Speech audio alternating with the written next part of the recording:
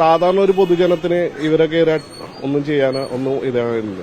ഇതിനകത്ത് എന്തെങ്കിലും ചെയ്യാൻ പറ്റിയ ഒരു അതോറിറ്റി എന്ന് പറയുന്ന സർക്കാരാണ്. കാരണം ഇവരയിൽ അത്രയും പവറും പ്രശസ്തിയും ഇപ്പൊ തന്നെ പറയുന്നത് 15 പേരടങ്ങ്.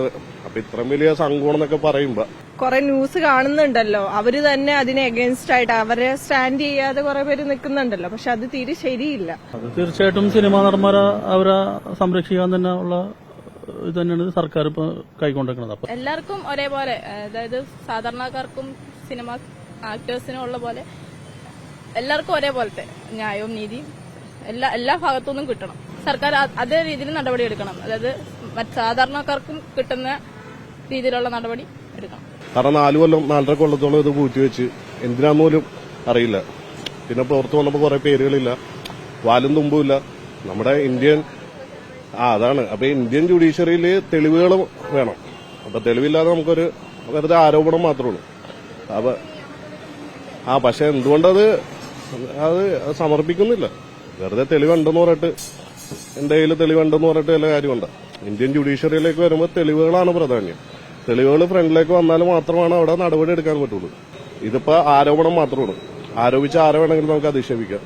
ഇര എന്നുപോലെ തന്നെ അതിന്റെ അകത്ത് ആരോപണം ഉന്നയിക്കപ്പെടുന്ന ആൾക്കും അതിന്റെ ഒരു മാന്യത കിട്ടണം. അല്ലാതെ വെറുതെ ഒരു ഇൻഡസ്ട്രി ഇതിപ്പോ പല കാര്യങ്ങളും മറച്ചുവെക്കാൻ ഈ ആരോപണം ഉപയോഗിക്കുക. അങ്ങനെ അത് സെലിബ്രിറ്റീസിന് മാത്രമാണ് പ്രിവിലേജ് ഉള്ളത്. ഇല്ല, അവർക്ക് ആ ഒരു ഫെയിം ഉള്ളതുകൊണ്ട് അവരെ കാണാനുള്ള ഒരു പ്രിവിലേജാണ്.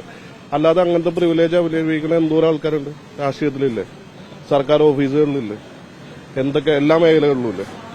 ആ ഒരു ഫെയിം അവരുണ്ടാക്കിയെടുക്കുന്നത് അവരുടെ കാലത്തിന്റെ ഒരു എഫേർട്ടും അവരുടെ അധ്വാനവും കാര്യം കൊണ്ടാണ് അവർ നേടിയിരുന്നത്. അപ്പൊ അതൊന്നും നമ്മൾ അറിയരുത്. കുറച്ചും കൂടി അഡ്രസ് ചെയ്യപ്പെടുന്നത് സെലിബ്രിറ്റി ആയതുകൊണ്ട് അവർ എന്തെങ്കിലും നെഗറ്റീവ് കാര്യങ്ങൾ കേട്ടാൽ ഇത് ചെയ്യും. പക്ഷെ തെളിവുകൾ ഇരിക്കുന്നത് സർക്കാരിന്റെ കയ്യിലാണ്. അപ്പൊ എന്തുകൊണ്ടും ഇതിന് നടപടി എടുക്കേണ്ടത് സർക്കാരാണ്. കാരണം ഇത് സാധാരണ ഒരു പൊതുജനത്തിന് ഇവരൊക്കെ ഒന്നും ചെയ്യാനോ ഒന്നും ഇതാകുന്നില്ല. ഇതിനകത്ത് എന്തെങ്കിലും ചെയ്യാൻ പറ്റിയ ഒരു അതോറിറ്റി എന്ന് പറയുന്ന സർക്കാരാണ്. കാരണം ഇവരയിൽ അത്രയും പവറും പ്രശസ്തിയും ഇപ്പൊ തന്നെ പറയുന്നത് 15 പേരടങ്ങ്.